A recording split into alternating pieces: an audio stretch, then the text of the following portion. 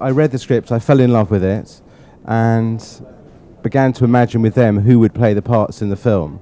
And strangely, these were precisely the people that we hoped to get.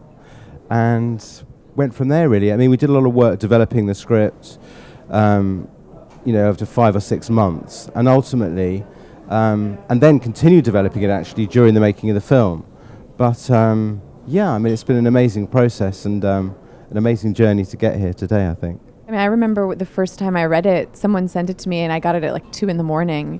And I sat down and I was like, I'm just going to read the first 15 pages. And then I read the whole thing in one setting and then I finished it and then I started it again. I read it the second time in one setting and then the sun was coming up and I called my agent and I was like, I'm sure this is out to someone else, but I have got to play the part of Augusta. And it was that impacting. It was Julia Hart's first screenplay and it just...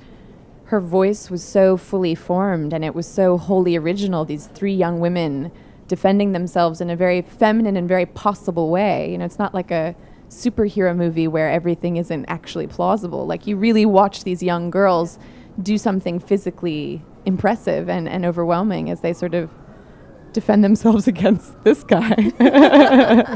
Right? Come on.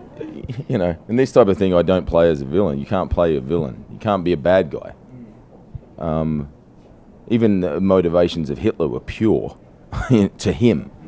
To everyone else, it's bad. So I just played this as a romance. I think if you're kind of playing a character that is totally and truly in love with another woman, or with a woman, and or the next in line that he believes this is going to be my wife, this is going to be the love of my life, and that's the motivation I did in order to kind of pursue her. It's just the way that Daniel constructs the actual kind of whole movie makes it terrifying or threatening.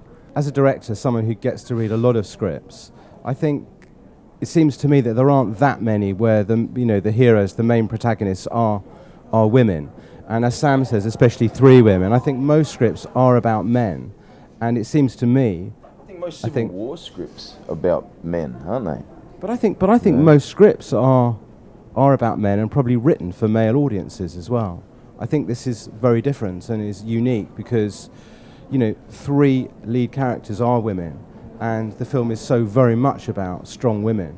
And it's beautiful because of that, I think. It's a great opportunity, Well, there's that test that Julia often talks about, the Bechdel test, this idea of like, are 2 women in a scene, are they talking about something other than a man? And this movie, probably more than any movie, I mean, I would challenge actually audiences to come up with another film that passed the test with these kinds of flying colors. It's Charlie's Angels. They're talking about men in that. Come on.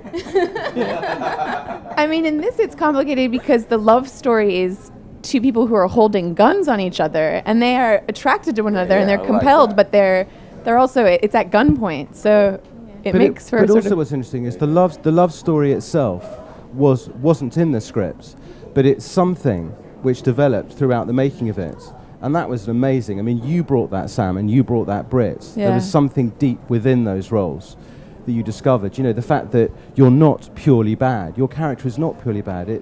You become bad through war. I think. That's what I think.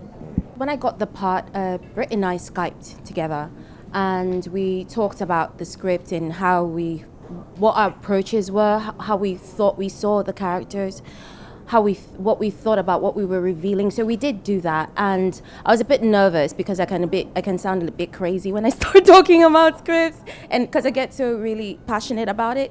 And I was like, oh my God, she's as mental as I am. This is going to be perfect.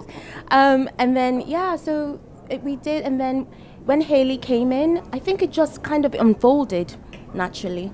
Yeah. With something, I think improvising and kind of having those discussions to create a foundation in the beginning is really, really important. And I think we definitely did that with Daniel involved as well on this movie, which was very helpful. But there was something, I think it had to do with how beautifully the script was written, that there was so much, at least for me and my character on every single page, I think I can speak for all of us when I say that there was no room or no need for improvising on the day that in a specific scene. And I think, too, when the 3 of us were in a room together, in a small room together with not a lot of people, it was just us, we were all sort of coming from the same place.